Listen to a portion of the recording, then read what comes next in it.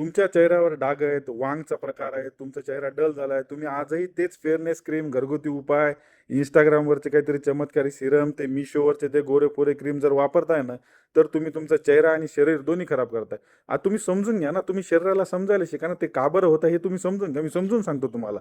आता चेहऱ्यावर दिसणारे जे वांग आहेत ना, हे फक्त सौंदर्याचा प्रश्न नाहीये. अनेकदा आहे ना, ही शरीरातील चालू असलेल्या बदलांची लक्षणं असतात, हे तुम्ही समजायला शिका. आज तुम्हाला मेलेस्माबद्दल मी सांगतो, व्यवस्थित ऐका. आता वांग म्हणजे नेमकी नक्की काय असते? कशाचा प्रकार आहे? आता आपल्या त्वचेत आहे ना, एक छोटं रंग बनवणारा एक कारखाना असतो, असं तुम्ही समजा. एक उदाहरण देऊन सांगतो.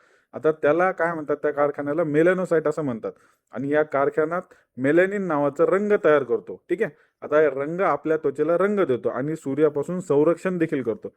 पण काही कारणामुळं हा कारखाना गरजेपेक्षा जास्त रंग तयार करू करू लागतो. मग तेव्हा काय होते? तेव्हा चेहऱ्यावर तपकिरी किंवा काळसर डाग पडतात. यालाच आपण वांग किंवा मेलेस्मा असं म्हणतो.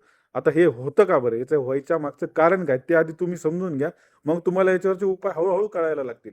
आता हे होतं का बरं? हा रंग बनवणारा कारखाना जास्त काम का करतो? खूप उन्हात जर फिरत असाल तर देखील होईल.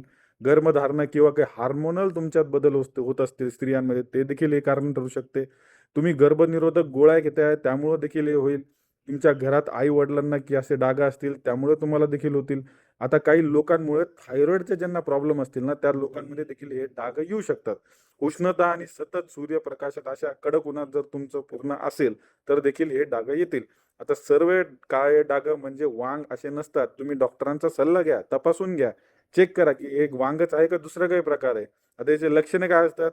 दोन्ही गालावर असे तपकिरी किंवा राखाडी असे डाग येतील. कपाळ, नाक, वरचे ओठ किंवा हनुवटीच्या ठिकाणी होतील. खाज किंवा वेदना तुम्हाला याच्यात बिलकुल होणार नाही. उन्हात गेल्यावर हे वाढतील. वर्षानुवर्ष हे टिकू शकतात. हे तुम्ही समजून घ्या. आता याच्यात सर्वात मोठी चूक काय होते माहिती आहे का? स्टिरॉइडयुक्त फेअरनेस क्रीम तुम्ही स्वतःहून वापरता. कोणतरी काहीतरी सांगते, टीव्हीवर काहीतरी ॲड येते, Instagramवर काहीतरी ॲड येते, कोणतरी इन्फ्लुएन्सर सांगते आणि तुम्ही ते काही इन्फ्लुएन्सर विकायला सुद्धा लागलेत.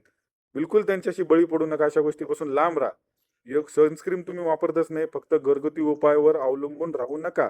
7 दिवसात वांग गायब होत नसतात. समजून घ्या ही गोष्ट.